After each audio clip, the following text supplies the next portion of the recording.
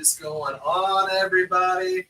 I am Rob Westerman III of GBP Daily, and thank you for tuning in to the Rob Westerman Show.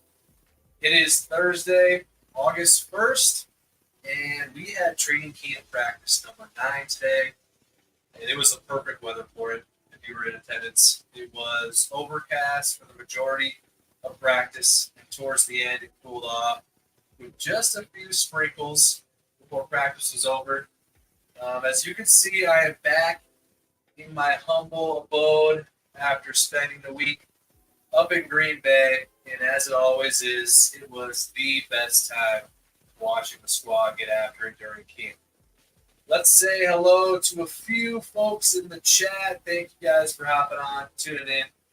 Raider Hater, what's up, Rob? What's going on, man? Logan, good to see you. Jason, Rob, how you doing? I'm doing great, man. Had a great week in Green Bay. Love watching the guys get after it. Aaron over on YouTube. Hey, I couldn't find you out at training camp today. Aaron, I was there. I was there. Wish I could have ran into you. Great time this morning at camp. Watched the guys come down on the bikes. And then at first we watched practice just from the side in the back of the end zone. And then we hopped up in the bleachers after folks kind of trickled out of there once the sprinkles started and whatnot. So it was a great day. Aaron, thanks for tuning in over on YouTube. Appreciate you, man. Before we get into the comments, I've got a little something to say about our new uniforms. I got this bad boy at the pro shop this morning, shortly after they were released, and I love it. If you do not like the new uniforms or the new helmet, which has kind of been a popular topic today, that is completely okay.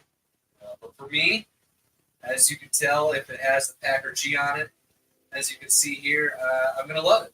So this may not come to a surprise to many of you because I'm a huge fan of just about every one of our alternate or throwback jerseys over the years. Specifically the brown helmets, the brown pants, and the blue jerseys with the gold circle around the numbers. It's just something about those that I've always loved. And I think it mainly is because I'm always rocking something Packers, t-shirt, jacket, jersey, you name it. And when a different color came out like these, I think it just kind of added a little spark to my wardrobe, so to speak. So I've seen a lot of folks complaining about the new uniforms, and I suppose that's what social media is for, is to share your opinions. But you will not find me complaining about the new alternates. I think they look sweet. Pumped to see them wear them against the Texans. So, the winter warning jerseys, as they're calling it. So, hopefully they can notch a win, and none of us will have a problem with it, right?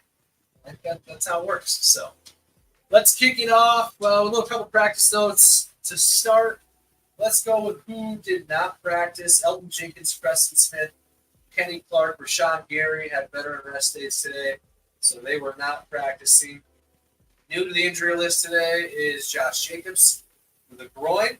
Edgerrin Cooper did not practice. He dropped out yesterday. He also has a groin injury, and Don Callis did not practice with a hamstring. So those are new ones as of today. Additions to those new ones, as we've seen over the last couple days. Carrington Valentine, Donovan Jennings, Desmond Alexander, Keyshawn Banks, and Tucker Kraft were also not practicing. So, little rundown of those not participating. Couple highlights. Lucas Van Ness had another sack today. Great practice overall. This week he's been balling out. So, good to see him kind of coming into his own here in year 2. Tyler Coyle had a pick 6 against Jacob Easton and team today on the third stringers. Dontavian Wicks. He seemed to be open just about every time he was out there. Had a catch right off the bat to get the offense rolling during teams, and then had a huge play downfield for about 30, 35 yards. Beautiful throw from Love to just kind of drop it right in the bucket for Wicks. That set up the offense in the red zone. He had one final catch, but Jair and Keyshawn stopped him just short of the end zone. So that gave the defense the win today, thus forcing the offense to do push-ups, which Preston Smith made sure to be right there and count them out for the guys, which is pretty fun. So good on you, Preston, making sure everybody's doing their push-ups, even on a bad press day. So Ethan, looks like I have to buy a White Packers shirt or jersey then. See, that's the thing. I wish if there was one thing I could change about the alternates is that they actually had like a New Jersey style. That way, I have an excuse to get a New Jersey, but it's just the regular whites. So they're going to obviously pair those with the white pants and the white helmets. So, yeah, get yourself a jersey. Thank you. Another hot topic that's just been steaming and going about Anders Carlson and Greg Joseph. Anders Carlson today did not have a good day. After today, the total tally for field goals is Anders Carlson, 25 of 31. Greg Joseph, who's just been falling out, he is 29 of 31, which is just crazy. Big props to Greg Joseph for coming in, just absolutely nailing it so far. He's undoubtedly, taking a small lead in this kicker battle. And although I thought all along that Anders would win this job, this is the first time that I thought maybe Greg Joseph has a legit path to win this competition. A lot of time left. We got a lot of practices left, a lot of training camp left, a few preseason games. So we shall see. Let's hop with the chat here, shall we? Appreciate you guys tuning in. It's a little later than I expected. Just got home not too long ago from Titletown. So what are you guys up to?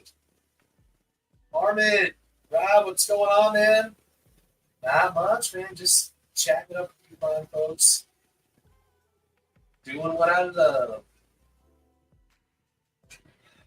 Aaron over on YouTube. Anders might get cut. 4 out of 7 is not good. Yeah, Anders went 4 for 7 today. One of those kicks was a 58-yarder, which was sweet to end practice. Now, Greg Joseph also hit the 58-yarder. But, yeah, Anders had a rough day. We'll see if Carlson can kind of bounce back here. And just to make sure he doesn't keep this kind of bad streak going.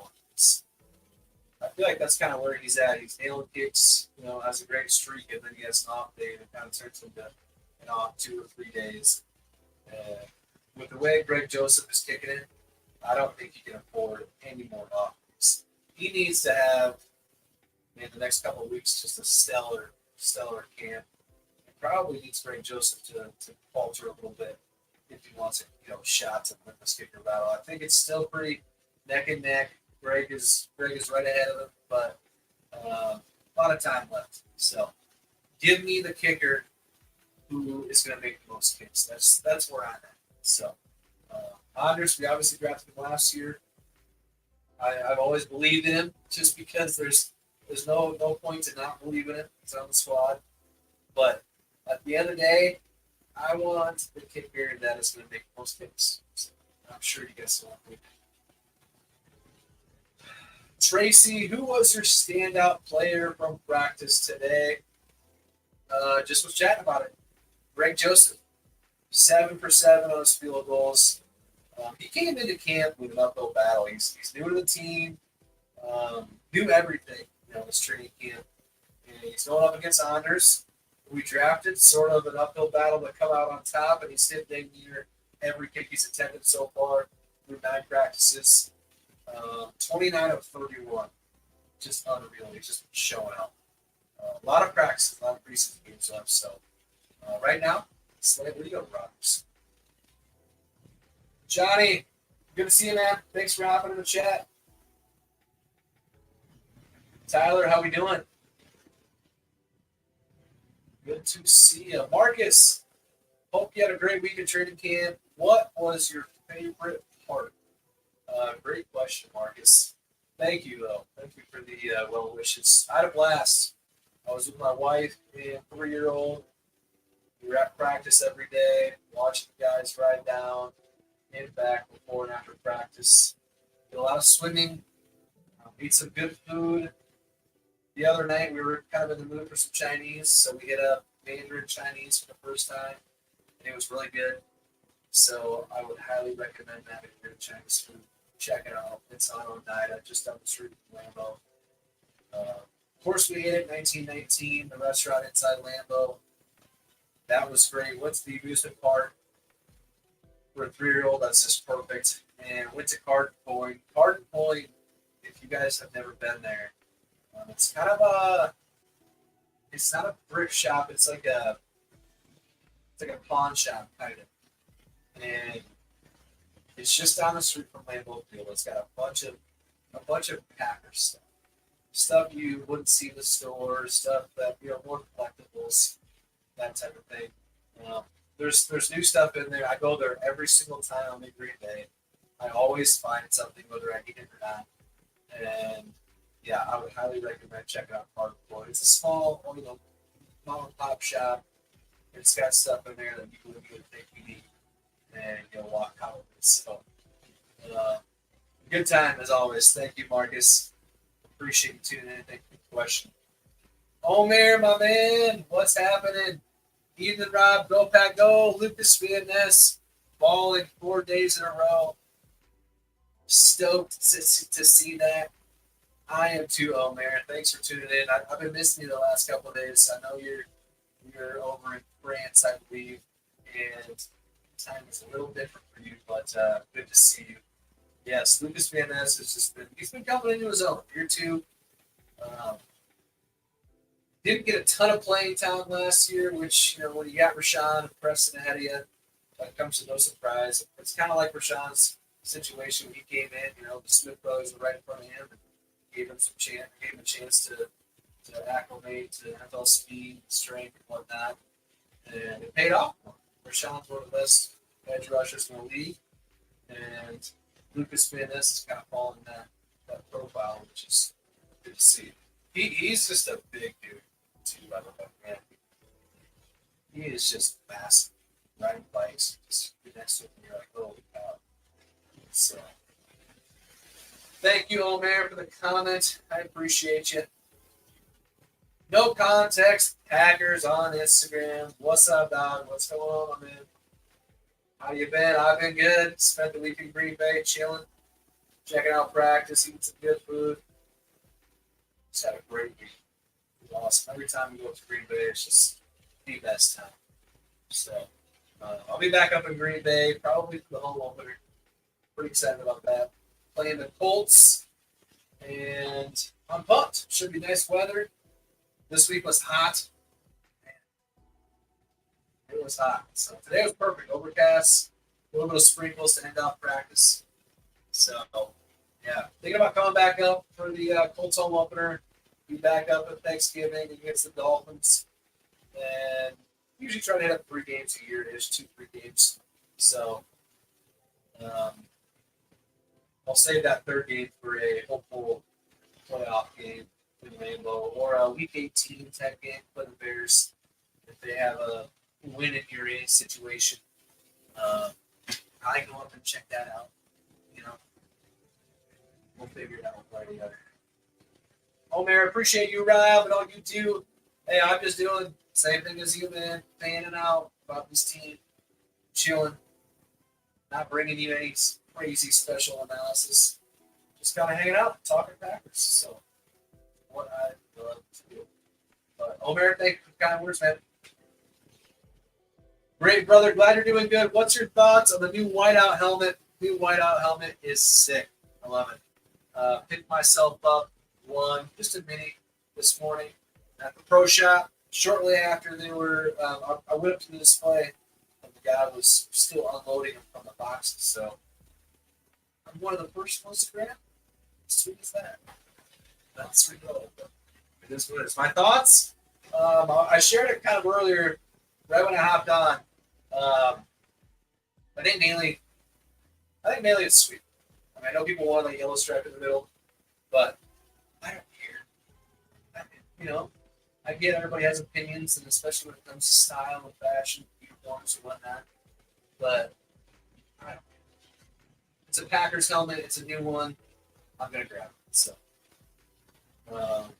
Yeah, I love them. So let me know what you think about them. Bears winning 21-17, but no Caleb. Anyhow, no matter. Doesn't matter because the Bears still suck. Oh, man. It was so funny walking to practice this morning. There was an usher that worked for the Packers. And he was letting everybody cross the street. Oneida, we were walking down from Lambeau to Radio Street Field. And he had said, good friends don't let other friends be Bears fans, which caught me off guard. I thought he was just going to say the classic cliche little comment there, but it's different up in Green Bay. I'm sure anybody who's been there knows, but it's everything that happens. So it's insane. So the only other place that's like that, I went down to a Bama game. A buddy of mine played football there, and that down there in Tuscaloosa or anywhere in the state, Roll Tide or anything Bama, that's just all they bleed, all they breathe down there is Bama football, and it's crazy. I was wearing a Packer shirt down there on our way to Tuscaloosa, and a guy stopped me at the gas station, asking me, hey, what's up? What's up with that? And I said, I'm a Packer fan. He said, sounds good, Roll Tide, and left. Every car driving down there has a Bama decal, Bama license plate. It's insane. It's very similar to Green Bay and Wisconsin in general. So, great town. I didn't think I would end up liking it, but I ended up loving it. Yes. I'm weird though with Packer stuff. I'll only get green and yellow jerseys, never white. Never white. See, that's my thing.